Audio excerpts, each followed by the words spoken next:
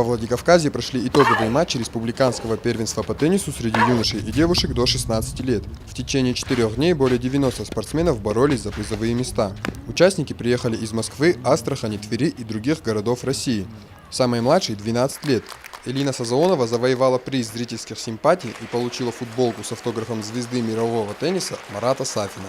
Отметим, турнир был организован российским теннисным туром. Лучших спортсменов наградили ценными призами, медалями и кубками. Теннисистов лично поздравил председатель правительства Сергей Такоев.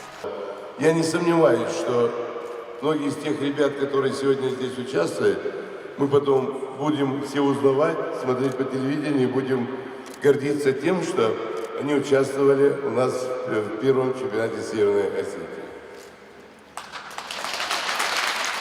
Подобные соревнования в Северной Осетии проходят впервые. Этот вид спорта достаточно молодой в нашей республике. Совсем недавно во Владикавказе открыли сразу несколько кортов. В ближайшее время власти города намерены построить еще один комплекс. Земли для этого уже выделены. 5 лет назад еще в республике ни одного корта не было современного, отвечающего требованиям.